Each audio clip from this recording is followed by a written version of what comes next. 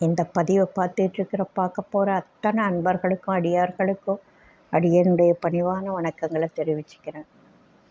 அன்பினை பெறுவாயாகில் அதர்மங்கள் அனைத்தும் நீங்கி துன்பமும் தவிர்ந்து போகும், துயரம் இங்கு உண்டோ சொல்வாய். இந்த பதிவில் நம்ம பார்க்க போகிறோம்னா அதே அறப்பளீஸ்வர சதக பாடல்கள் தான். அது 100 பாடல். நான் சில முக்கியமான சில பாடல்களை தான் எடுத்துக்கிறேன். பாக்கி எல்லா பாடல்களையும் சொன்னோன்னா 100 பதிவுகள் போட வேண்டியதாக இருக்கும். ஒரு மனுஷ வாழ்க்கையில் எதெல்லாம் கட்டாயமாக செய்யத்தக்கவை அப்படின்னு ஒரு பாடலில் சொல்கிறார். அந்த பாடல் மிக அருமையான பாடல். சர்வசாதாரணமாக எங்களுக்கு சின்ன வயசில் சொல்லி கொடுக்கப்பட்ட பாடல். வெகு காலமாக மறந்திருந்து இப்போது அந்த பாடலை கேட்குறோம்.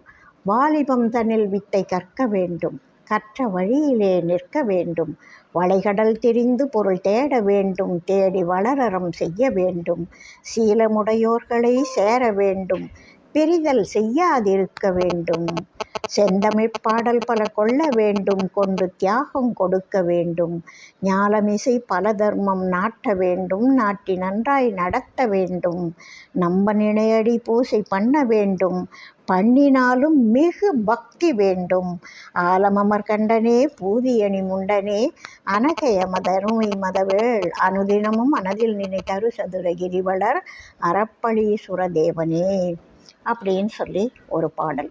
ஒவ்வொரு மனுஷனும் செய்யத்தக்கவை தன்னுடைய வாழ்க்காலத்தில் வாழ்நாளில் செய்ய வேண்டியது என்ன அப்படின்னா, பள்ளிப்பருவம் வருது. அப்படி வருதுன்னா அந்த பள்ளிப்பருவத்திலேருந்து வாலிப பருவத்துக்குள்ளே என்ன செய்யணும்? வித்தை கற்க வேண்டும். நல்ல கல்வி, அதுதான் சரியான வயசு.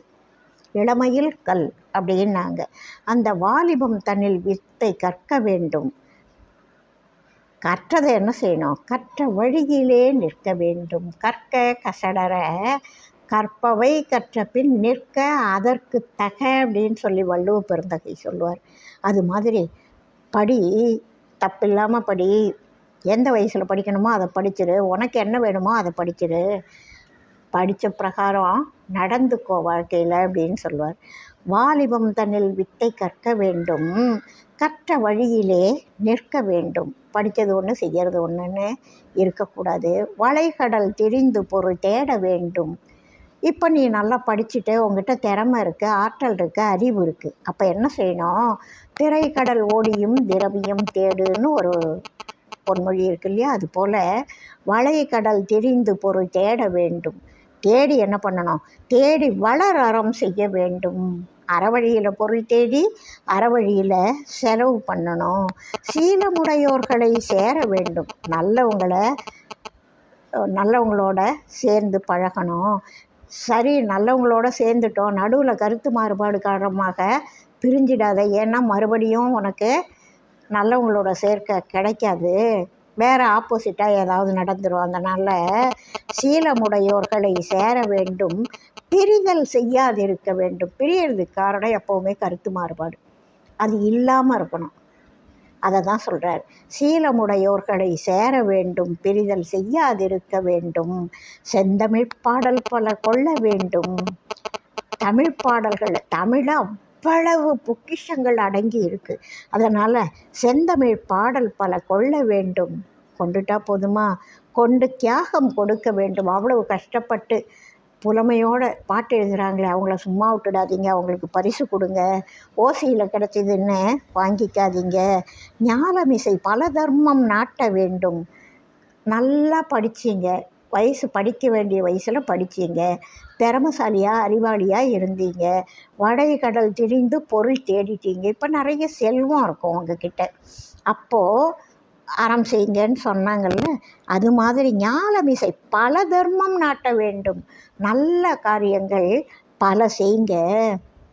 நல்ல காரியங்கள்லாம் சின்னதாக இருக்கலாம், பெருசாக இருக்கலாம்.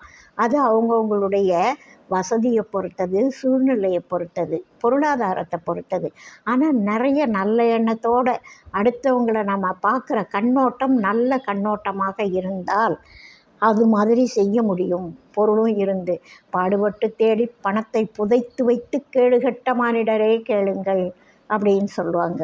அவை அது மாதிரி ஞாலமிசை பல தர்மம் நாட்ட வேண்டும், நாட்டி நன்றாய் நடத்த வேண்டும்.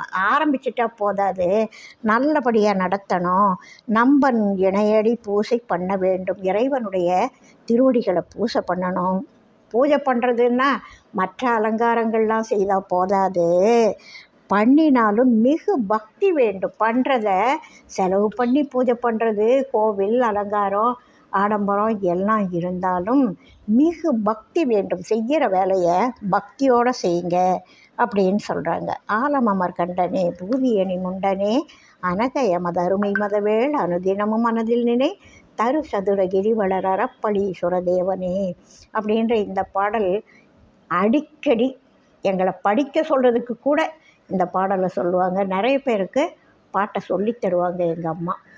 அந்த நல்ல பாடல் படித்த உடனே நிறைய பேருக்கு இது தேவை இருக்கும். இந்த காலத்தில் படிக்கிறாங்க குழந்தைகள், ஆனால் அவங்களுடைய அந்த படிக்கிற வியூ கண்ணோட்டம் வேறு மாதிரி இருக்கல. அது அந்த பாடத்திட்டம் தேர்வுக்கான பாடமாக இருக்கே தவிர வாழ்க்கைக்கான கல்வி கொஞ்சம் கம்மியாக இருக்குது. ரெண்டும் சேர்ந்து படித்தாங்கன்னா ரொம்ப நல்லாயிருக்கும்.